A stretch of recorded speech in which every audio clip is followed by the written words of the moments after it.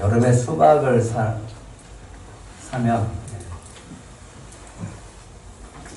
여름에 수박을 사면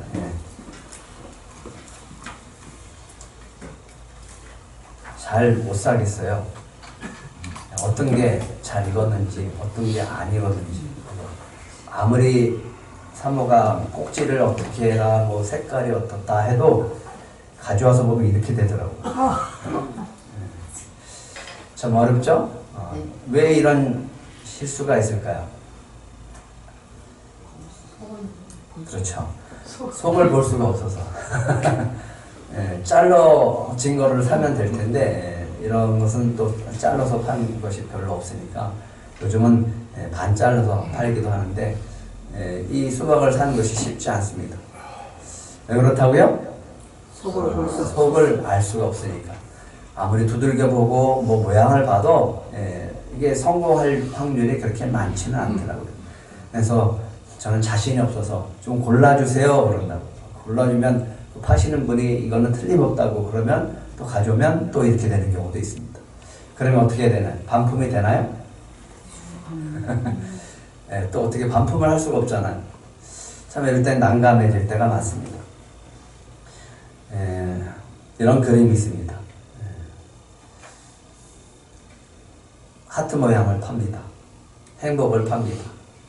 근데 정작 자신은 행복하지가 않아요. 행복은 파는데 나는 행복하지 않습니다. 뭐 때문에 그럴까? 행복을 받고 또 행복을 누리지 못하기 때문에 그렇습니다. 예수님을 믿어요. 하나님을 믿는다고 합니다. 교회를 다닌다라고 해요. 그런데 내 마음 가운데 주님이 주시는 은혜와 또 기쁨이 없다라고 하면 그것이 신앙생활일까를 우리가 한번 생각해 봤으면 좋겠습니다. 하나님이 여러분을 사랑하시는 줄 믿으시기 바랍니다. 그래서 시편에 보면 34편 8절에 보면 이런 말이 있습니다. 한번 같이 읽어볼까요? 시작. 너희는 여호와의 선하심을 맛보아 알지어다. 그에게 피하는 자는 복이 있도다. 예, 하나님이 얼마나 선하신지 좀 맛을 보아서 알아라고 하는 거예요. 하나님을 만나게 되어지고 하나님과 교제하게 되어지면 하나님의 사랑이 얼마나 큰지를 알게 되어지고 하나님의 선하심이 얼마나 우리에게 기쁨을 주는지 그 맛을 여러분들이 보고 사시기를 간절히 바랍니다. 누가복음에 보면 이런 말이 있습니다. 예수께서 이르시되 어찌하여 두려워하며 어찌하여 마음에 의심이 일어나느냐. 예수님이 부활하신 다음에 제자들이 모인 곳에 오셨습니다. 그리고 부활하신 예수님을 보고도 믿지 못하는 제자들에게 얘기합니다. 내 손과 발을 보고 좀 믿어라. 나인 줄 좀 알아라. 못 믿겠으면 좀 만져봐라. 영은 살과 뼈가 없지만 너희가 보는 나는, 부활한 나는 영과 살과 뼈가 있단다. 이 말씀을 하시고 손발을 보이시나 그들이 너무 기쁨으로 아직도 믿지 못하고 놀랍게 여길 때 이르시되 여기 무슨 먹을 것이 있느냐 하시니. 왜 먹을 것을 찾죠? 예수님은 영이 아니라 부활하신 육체를 갖고 있는 분이라는 것을 보여주기 위해서 먹을 것 좀 가져와라. 그리고 구운 생선을 한 토막 가지고 오니까 받아서 드십니다. 왜 이렇게 할까요? 왜 이렇게? 예수님이 부활하셨음을 보이시고 직접 보이시고 믿으라. 직접 보이시고 믿게 하는 역사가 있게 되어질 줄 믿습니다. 아멘. 도저히 못 믿겠어요. 안 믿어져요. 예, 그럴 때 주님은 나 이 사진을 보면서 큰 은혜가 되어졌습니다. 도저히 못 믿으니까 보여주세요. 좀 와서 좀 봐라. 내 옆구리 좀 만지고 내 손 좀 봐라. 요한복음 10장 25절 한번 같이 읽겠습니다. 시작. 다른 제자들이 그에게 이르되 우리가 주를 보았노라 하니 도마가 이르되 내가 그의 손에 못자국을 보며 내 손가락을 그 못자국에 넣으며 내 손을 그 옆구리에 넣어보지 않고서는 믿지 아니하겠노라 하니라. 도무지 못 믿겠습니다. 당신들이 너희들이 예수를 봤다라고 했는데, 부활한 예수를 봤다라고 했는데, 나는 내가 손으로 만져보고 직접 보고 손으로 넣어보지 않고는 내가 못 믿겠다. 도저히 못 믿겠다. 이렇게 얘기합니다. 그래서 예수님이 또 다시 일주일 만에 나타나셔서 도마에게 얘기하십니다. 네 손가락을 이리 내밀어서 내 손을 보고 내 손을 내밀어서 내 옆구리에 넣어보고 그리하여 믿음 없는 자가 되지 말고, 한번 따라해 보실래요? 믿는 자가 되라. 믿는 자가 되라. 좀 믿는 자가 되라. 예수님이 도저히 믿지 못하는 사람들을 위해서 보여주세요. 주님께서 믿음 없는 자고 또 믿음 없는 자들에게 오늘 그 믿음을 위해서 보여주실 줄 믿습니다. 눈으로 좀 봐라. 좀 믿어지지 않으면 만져도 봐라. 손을 좀 넣어봐라. 그리하여 믿음 없는 자가 되지 말고 믿는 자가 되라 라고 말씀하십니다. 주님은 보여줘서 또 만져봐서라도 믿게끔 하시는 분입니다. 그 믿음을 주시는 분입니다. 예, 나는 못 봐서, 나는 볼 수가 없어서, 보지 못해서 믿지 못하겠다라고 하는 분이 있습니다. 그런데 심각한 것은 보고도 믿지 못하는 사람이었어요. 바라기는 보지 않고 믿는 자들이 되시기 바랍니다. 아멘. 믿음 없는 자가 되지 말고 믿는 자가 되라 라고 하시면서 주님은 그냥 하시지 않고 보여주실 줄 믿습니다. 마가복음 4장에 이런 말씀이 있었죠.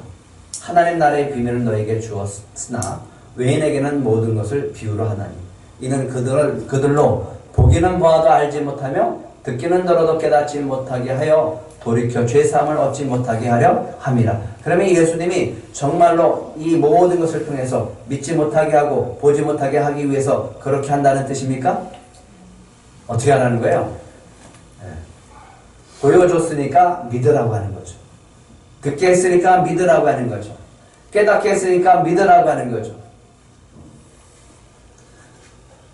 보여주고 믿겠다라고 하면 믿고 믿지 않은 자들에게 가서 전하라라고 하십니다. 오늘 이런 은혜가 여러분 안에 있기를 축복합니다. 아멘. 예, 다음 주에 우리가 갈 장소래요. 저는 안 가봤습니다. 근데 뭐로 저는 믿습니까? 예, 사전에 인터넷 검색하니까 나오고 있으니까 믿는 거고 다음 주에 갈 거라고 여러분에게 광고도 하는 겁니다. 기대하시기 바랍니다. 기대하셔서 꼭 같이 가시기 바랍니다. 예, 우리가 가보지 못했다라고 해서 없는 거냐? 그렇지 않다라고 하는 거죠. 우리가 보지 못했다라고 해서 없는 거냐? 그렇지 않다라고 하는 거죠. 그래서 로마서 10장 14절과 15절에는 이런 말씀이 있습니다. 누가 복된 말인지 같이 읽겠습니다. 시작. 그런즉 그들이 믿지 아니하는 일을 어찌 모르리요? 듣지도 못한 일을 어찌 믿으리요? 전파하는 자가 없이 어찌 들으리요? 보내심을 받지 아니하였으면 어찌 전파하리요? 기록된 바 아름답도다 좋은 소식을 전하는 자들의 발이함과 같으니라. 예. 여러분들이 보고 믿었다면 좋은 소식을 전하는 자들의 발이 되시기를 축복합니다. 아멘. 지난 시간에 주님은 제자들한테 물었습니다. 너희는 나를 누구로 아느냐? 예, 기독교, 예수를 믿는 신앙, 교회를 다니는 사람들에게 가장 귀한 질문이 바로 이 질문입니다. 너희는 나를 누구로 아느냐? 예수님을 분명히 아는 사람만큼, 아는 것만큼 예수님을 따라갈 힘이 생긴다라고 말씀을 드렸습니다. 여러분에게 그 힘이 더욱더 넘치기를 축복합니다. 베드로가 얘기합니다. 주님은 그리스도시요 살아계신 하나님의 아들이십니다. 다연하시거나 내가 복이 또다. 그것을 알게 하는 이는 하나님, 하늘에 계신 내 아버지시다. 그러면서 예수님이 베드로에게 얘기합니다. 너는 베드로라. 내가 이 반석 위에 내 교회를 세우리니 음부의 권세가 이기지 못하리라. 교회가 어떤 곳이에요? 왜 교회를 다녀야 됩니까? 교회는 어떤 곳이라고요? 이 믿음 위에 세워진 것이 바로 교회라고 하는 겁니다. 여러분들이 보여지는 건물이 교회이긴 하지만 그 교회의 본질은 이 믿음 위에 세워진 것을 교회라고 하는 겁니다. 그런데 예수님이 얘기합니다. 나 많은 고난을 받고 이제 십자가에서 못 박혀 죽을 것이고 하지만 죽임을 당하고 난 다음에 사흘 만에 살아날 것이다. 그때 베드로가 얘기하죠. 주님, 그리 마옵소서. 절대로 그런 일이 일어나서는 안 됩니다. 절대로 예수님은 죽으면 안 됩니다. 라고 했더니 예수님이 베드로에게 뭐라고 했습니까? 사탄아, 내 뒤로 물러가라. 내가 하나님의 일을 생각하지 않냐고 도리어 사람의 일을 생각한다. 라고 했습니다. 그러면서 이렇게 따라오라 그랬죠. 자기를 부인하고 자기 십자가를 지고 나를 따를 것입니다. 어떻게 따라야 된다고요? 자기를 부인하고 자기의 십자가를 지고 예수님을 따를 것입니다.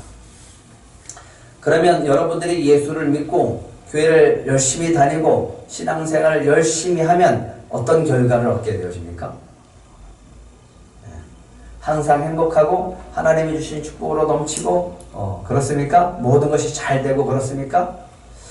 예수님은 그렇지 않아요. 예수님이 이렇게 얘기합니다. 예수를 믿고 따라갈 때 나타나는 믿음의 증거는 정말 네가 나를 제대로 믿고 내 말씀대로 살면 너에게 이런 것이 나타날 거다라고 했는데 그게 뭐냐면 불이익이고 따돌림 당하고 비난받고 소외당하고 고난당하고 고소까지 당합니다. 뭐 때문에요? 예수 믿는 믿음 때문에 그렇다라고요. 그럼 예수를 믿을 이유가 없죠. 그 교회 다닐 이유가 없죠. 그죠? 예. 예수님이 얘기합니다. 누구든지 이 음란하고 죄 많은 세대에서 나와 내 말을 부끄러워하면, 그래서 그런 것을 통해서 부끄러워하면 나도 내가 다시 올 때 너희를 부끄러워하리라. 부끄럽습니까? 예수 믿는 것이? 네. 그런 것 때문에 부끄러워서 예수님을 전하지 않습니까? 예수를 믿으면 놀라운 일 때문에 부끄럽지 않고 전하게 되어집니다. 그 대표적인 여인이 바로 수가성 여인입니다. 너에게 남편 5이 있었고 지금 있는 자도 내 남편이 아니니 내 말이 참되도다. 결혼을 몇 번 했어요? 결혼을 6번이나 했어요. 이혼은 5번 했어요. 이 여인이 예수님을 만났어요. 이 인생이 얼마나 처참하고 불쌍합니까? 만족되어지는 게 없죠. 근데 이 여인이 예수님을 만납니다. 만나고 난 다음에 여자가 물동이를 버려두고 세상 창피해서 아무도 안 보는 그때 물길로 왔던 이 여인이, 아무도 동네 사람과 아무도 상대하지 않았던 여인이 물동이를 내팽개치고 마을로 가서 마을 사람들에게 얘기합니다. 내가 행한 모든 일을 내게 말한 사람을 와서 보라. 이는 그리스도가 아닙니다. 예수님 믿는 게 이 사람 인생에서 어떻게 된 거예요? 네. 지난 시간에 했잖아요. 네. 자랑이 됩니다. 세상에 5번 이혼하고 6번째 남편을 만나서 살아도 만족하지 못하는 그 여인, 세상 사람들이 다 손가락질하는데 이 모든 것이 다 사라지고 뭘로서 사람들 앞에서 당당하게 얘기합니까? 나 예수 만난다. 나 예수 믿는다. 나 교회 다닌다. 그러면 예수 믿을만 하지 않나요? 그러면 그것이 하나님이 주시는, 주님이 주시는 은혜와 축복 아닙니까? 예수 믿고 살아가는 것 자랑하면서 사시기 바랍니다. 더 나아가서 우리 들꽃교회 가족임을 자랑하시고 세상을 당당하게 담대하게 예수님을 따라가는 자들이 되시길 축복합니다. 예수님을 따라간다는 게 뭐예요? 그러면 목사님, 예수님을 따라가는 게 뭡니까? 예수님을 따라 살아가는 게 뭡니까? 그거는 삶의 목적과 방향이 뭡니까? 라고 물어보는.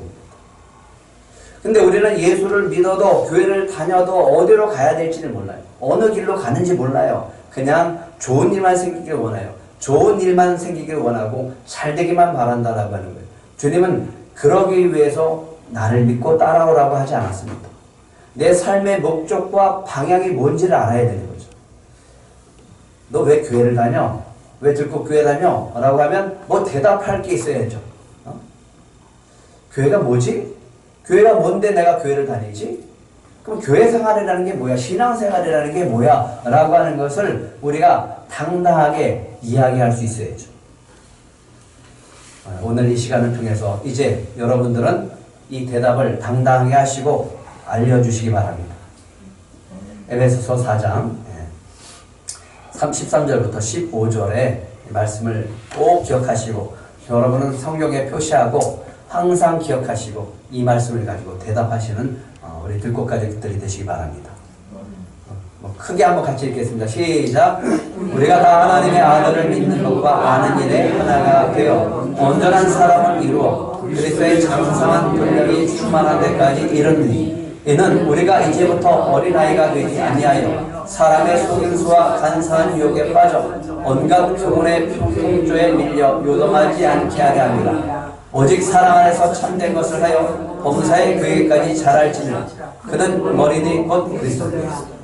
예, 표대를 바라보고 가자라고 하는 겁니다. 예.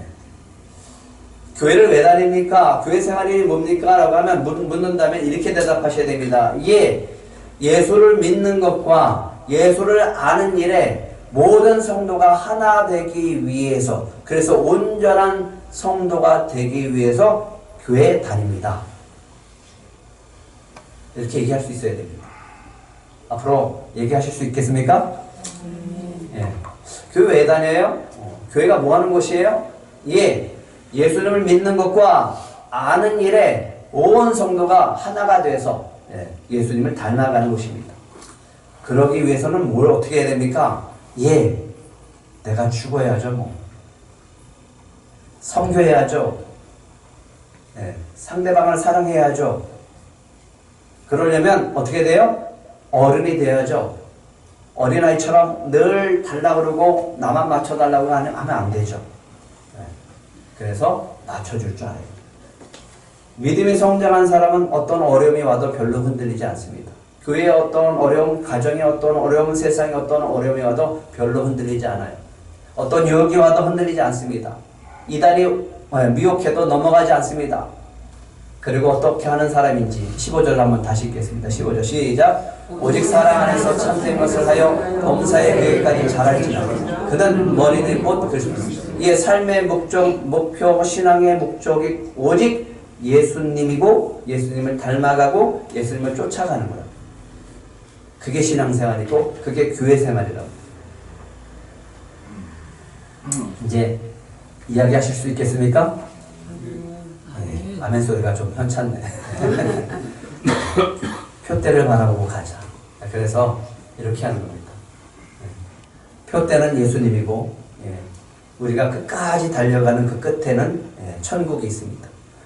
우리는 예수님 닮기 위해서 살아가는 존재입니다. 라고 여러분은 얘기할 수 있어야 됩니다. 성도가 뭡니까? 예, 예수 믿는 사람이죠. 예, 하나님의 자녀이죠. 예, 더 나아가서 얘기됩니다. 우리는 예수님 닮기 위해서 살아가는 존재입니다. 그렇게 얘기하면 좀 수준 있어 보이죠? 한번 따라해 보실래요? 우리는 예수님 닮기 위해 살아가는 존재입니다. 예수님의 마음과 사랑을 가지고 살아가는 존재입니다. 그러니까 늘 내 안에 뭘 채워주기 위해서 신앙생활하는 거예요? 예수님의 마음, 예수님의 사랑이에요. 예, 이 마음과 사랑이 있어야지 우리 공동체 안에 하나님의 사랑과 은혜가 넘치게 되어지는 거죠. 그것을 교회에서 배우고요, 실천하면서 나아가서 저 세상에서 가정 안에서 삶 가운데 예수의 증인으로 살아가는 존재가 바로 성도라고 하는 겁니다. 오늘 새신자 교육을 받습니다. 이제 누가 물어보면 이렇게 얘기해야 됩니다. 교회 왜 다녀요? 신앙생활 왜 해야 돼요? 예수님은 누구예요? 라고 묻는다면 꼭 이 대답을 하시기 바랍니다. 예, 저는 거룩한 하나님의 자녀고 성도입니다. 성도는 예수님을 닮기 위해 살아가는 존재입니다. 누구 닮기 위해서요? 예수님. 예. 그리고 예수님 닮는다라고 하는 것은 내 안에 예수님의 마음과 사랑이 있는 존재입니다. 그래서 그거를 배우기 위해서, 그것을 가지기 위해서 신앙생활 하는데, 교회 생활하다 보면 이런 일 생기고 저런 일 생기는데, 그것을 가지고 배우는 거죠. 부딪히고 마음이 상할 때도 있어요. 하지만 뭘 배우는 거라고요? 내 안에 예수님의 마음과 사랑을 가지기 위해서, 그리고 예수님 닮기 위해서 그것을 배워가는 단계라고 믿고 나가야 되는 거죠.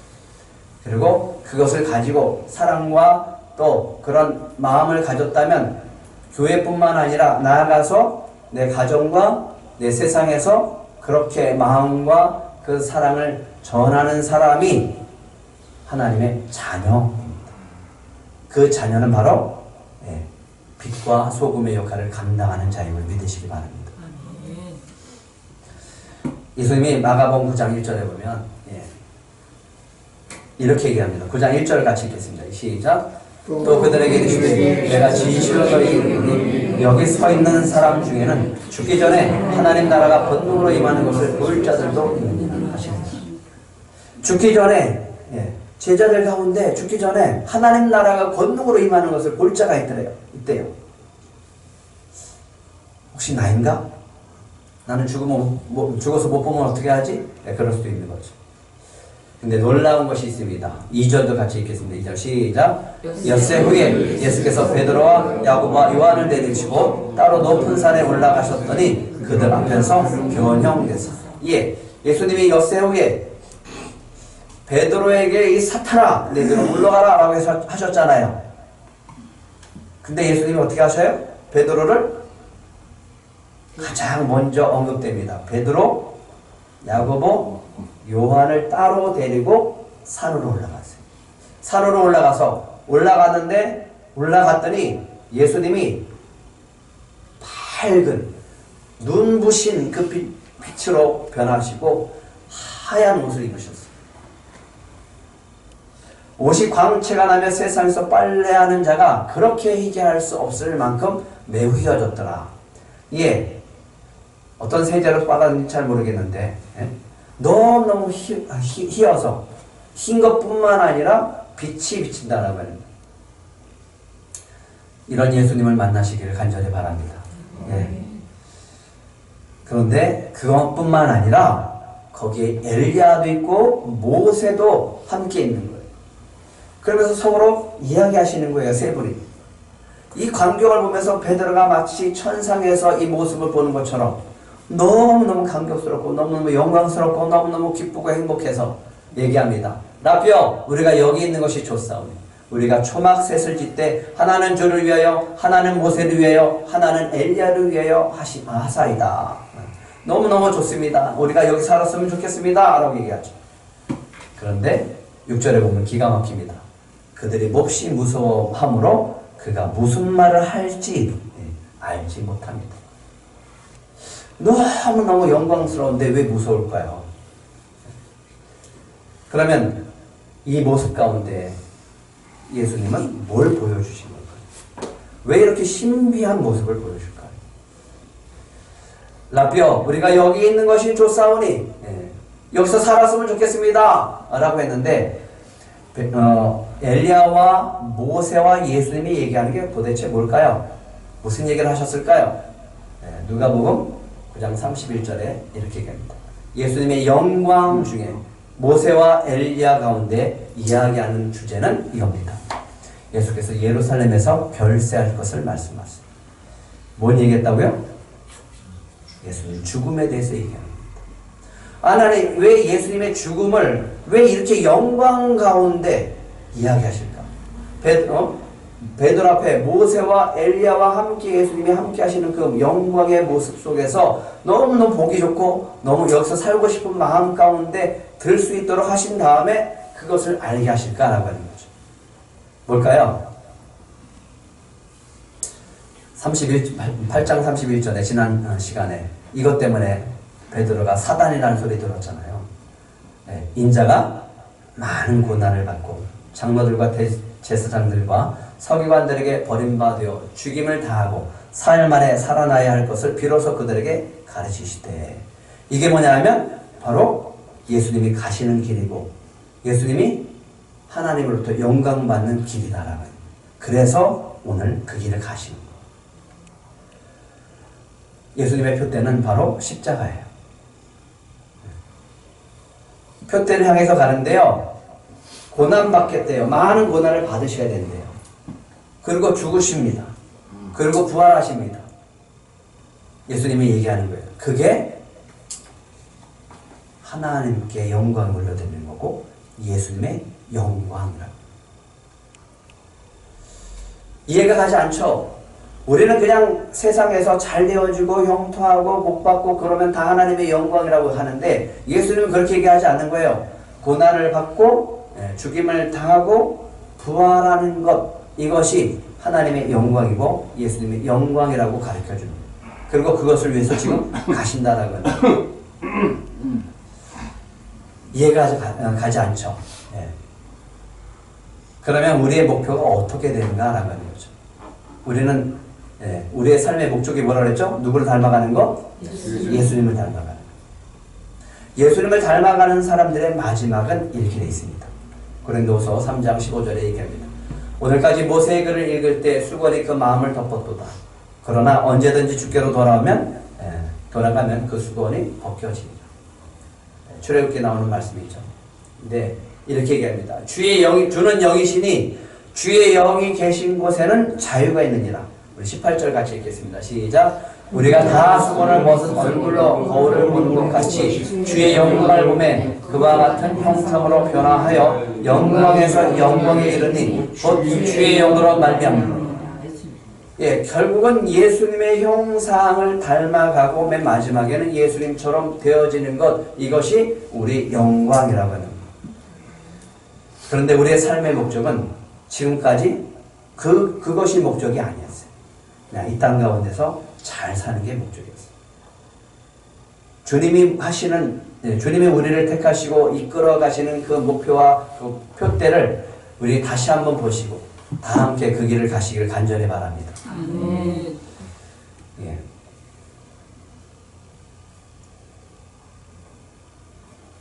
표준세 번역이 이렇게 됐습니다. 우리는 모두 너울을 벗어버리고 주님의 영광을 바라봅니다.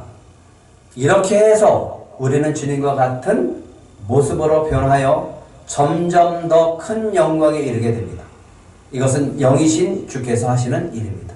성령이 하시는 일이 뭐예요? 우리를 날마다 누구를 닮아가게 하신다고요? 예수님을 닮아가게 합니다. 우리 들꽃가족 성도들은 예수님 닮은 성도들이 되시길 축복합니다. 예수님이 오신 목적이 거기 있다라고 하는 거죠. 우리가 예수님을 믿는 목적이 거기 있다라고 하는 겁니다. 자주 쓰는 제가 그림입니다. 이철환 작가가 쓴 그 책에 나오는 그림인데 철장에 갇힌 기린입니다. 질문하겠습니다. 철장에 갇힌 것이 기린인가요? 우리인가요?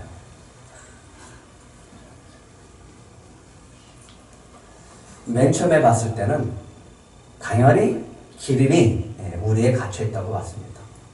근데 기린이 아니라 우리가 갇힌 겁니다. 그렇게 볼 수 있나요? 예.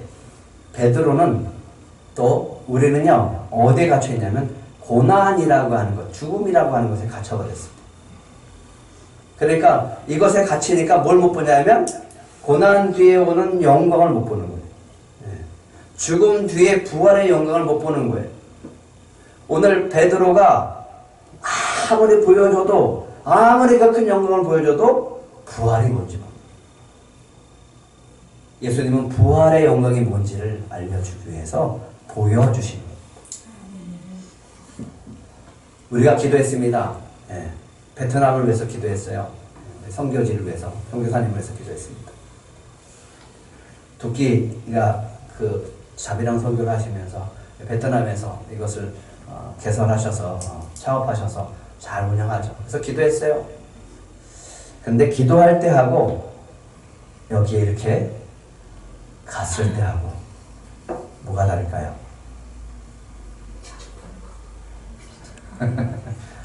예? 뭐가 다를까요? 이렇게 놓고 기도할 때하고 작년에 우리가 가서 여기 서 있을 때하고 뭐가 다를까요? 기도가 달라져요. 그죠?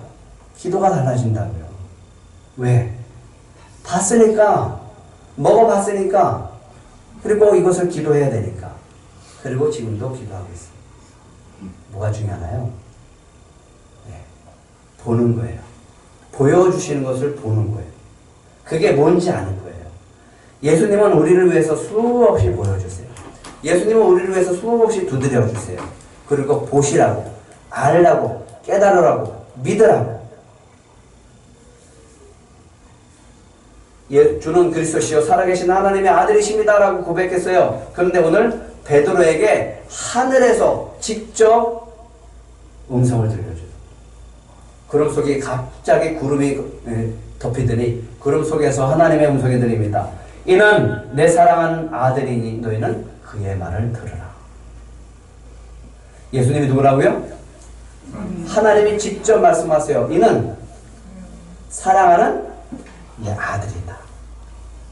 주는 그리스도시요 하나님의 아들이십니다 라고 했었던 믿음의 고백이 실질적으로 하나님의 음성으로 응답되어지고 분명하게 보여지는 거예요. 확실하게. 그 음성을 듣고서 눈을 떠봤더니 아무도 없어요. 예수님밖에 없어요. 예수님하고 자신들밖에 없어요. 그때 두려워합니다. 두려워해요. 그때 마태복음에 보면 7절에 얘기합니다. 예수께서 나와 그들에게 손을 대시며 이르시되 일어나라! 두려워하지 말라. 뭐가 두려울까요? 부활이 두려운 거예요.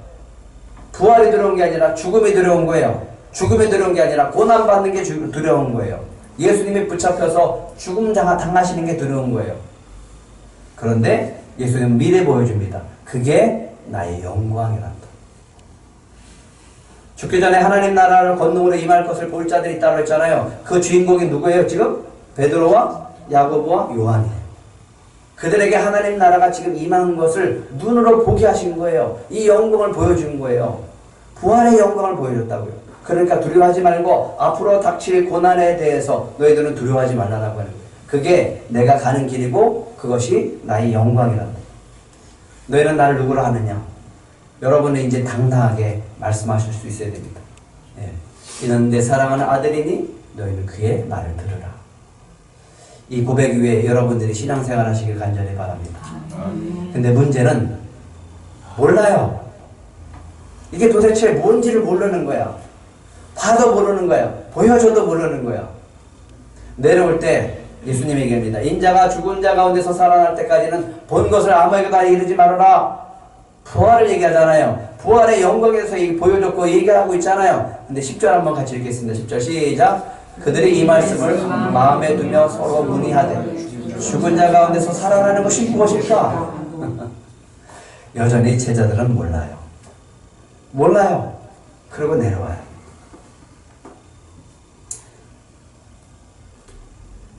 말씀을 마음에 두며 서로 문의하되 죽은 자 가운데서 살아나는 것이 무엇일까? 그럼 언제 알게 될까요? 나중에 성령을 보내주시고 성령을 받게 되어질 때 깨닫게 되어집니다. 그리고 알게 하시고 깨닫게 하시고 그 다음에는 그들도 그 십자가의 길을 가면서 증인이 되어집니다. 베드로후서 마지막에 베드로가 죽기 전에 서신을 쓰면서 이렇게 얘기합니다. 우리 주 예수 그리스도의 능력과 강림하심을 너에게 알게 한 것이 교묘히 만든 이야기를 따른 것이 아니요. 우리는 그의 크신 위엄을 친히 어떻게 한 사람이라? 본 자다. 지극히 큰 영광 중에서 이러한 소리가 그에게 나기를 이는 내 사랑하는 아들이요 내 기뻐하는 자라 하실 때 그가 하나님 아버지께 존귀와 영광을 받으셨느니라. 이제 깨닫고 이제 전하고 있죠. 하도 이단들이 들끓고 거짓 선지자, 거짓 교사, 거짓 사도들이 이야기할 때 베드로가 나아가서 얘기합니다. 내가 직접 봤어. 내가 증인이야. 내가 부활하신 것의 증인이고 그가 하나님의 음성을 듣고 하나님께서 친히 얘기하신 그 음성을 들은 증인이다. 여러분이 그런 증인들이 되시길 축복합니다. 아멘. 보여주실 줄 믿습니다. 아멘. 믿게 하실 줄 믿습니다. 아멘. 요한은 이렇게 얘기합니다. 요한일서 1장 1절에 태초부터 있는 생명의 말씀에 관하여는, 예수님에 관하여는 우리가 들은 바요 눈으로 본 바요 자세히 보고 우리 손으로 만진 바니라. 나는 사랑의 사도다. 예수님과 함께하면서 예수님의 사랑을 받은 자요 나는 사랑의 사도다라고 얘기합니다. 이 생명이 나타나신 바 된지라 이 영원한 생명을 우리가 보았고 증언하여 너에게 전하노니 이는 아버지와 함께 계시다가 우리에게 나타나신 바 된 이시니라. 얼마 전에 갑자기 하나님께서 주시는 말씀이 있었어요. 출애굽기 12장 2절과 14절입니다. 한번 같이 읽겠습니다. 시작. 이달을 너에게 달의 시작 곧 해의 첫 달이 되게 하고 너희는 이 날을 기념하여 여호와의 절기를 삼아 영원한 규례로 대대로 지킬지니라. 이 말씀을 받으면서 주님이 저에게 믿음을 주시는 거예요. 보여주시는 거예요. 주님이 일하실 것을 보여주시는 거예요. 그리고 믿게 하셨어요. 주님은 우리에게 이 말씀하신 대로 우리 교회를 사용하시고 여러분을 사용하실 줄 믿습니다. 아멘. 이 말씀을 주신 다음부터 보여주기 시작하는 거예요. 달라지기 시작하는 것을 보여주시는 거예요. 주님의 일하심을 보여주시는 거예요. 제가 본 것을 여러분들은 보시기를 간절히 바랍니다. 주님이 오늘도 일하시고 이곳에 함께 하신 줄 믿으시기 바랍니다. 믿음이 없다고 하시면 여러분들이 그래서 걱정하신다면 걱정하시지 말고 주님이 반드시 믿음을 주실 줄 믿습니다. 아멘. 표대를 바라고 가야 됩니다. 표대를 바라보고 가야 됩니다. 우리는 예수님은 닮기 위해 살아가는 존재입니다. 예수님의 마음과 사랑을 가지고 살아가는 존재입니다. 그것을 교회에서 배우고 실천하면서 세상에서 예수의 증인으로 살아가는 존재입니다. 분명히 여러분들에게 주님께서 말씀하셨습니다. 이제 우리가 가야 될 그 표대가 바로 이곳인 줄 믿으시고요. 우리가 나아갔으면 좋겠습니다. 목사님, 저는 믿음이 없습니다. 저는 잘 못 봅니다. 괜찮습니다. 지금부터 주님께서 보여주실 줄 믿습니다. 믿음을 주실 줄 믿습니다. 그럴 때 우리에게 주시는 그 이유는요, 딱 한 가지입니다. 한번 따라해 보실래요? 예수의 증인이 되라. 예수의 증인이 되라. 예수의 증인이 되라. 예수의 증인이 되라. 들꽃교회를 그렇게 증인된 삶을 살게 하실 줄 믿습니다. 금주 미션입니다. 잘 믿어지지 않는다면 오늘 주신 말씀을 마음에 한번 더 보세요. 믿어보려고 애를 써보세요. 그리고 나는 도저히 난 못 믿겠다. 이 못 믿겠다라고 하는 것을 질문해 보세요. 질문해 보시고 나는 이거 못 믿겠다. 그리고 기도하세요. 성령님 도와주세요. 저에게 믿음을 허락해 주시옵소서. 그럴 때 여러분 안에 성령께서 역사하시고 보여주시고 만져주시고 깨닫게 하시고 그래서 믿음을 주셔서 주님을 따르게 하고 주님을 본받고 주님을 닮아가게 하실 줄 믿습니다. 아멘.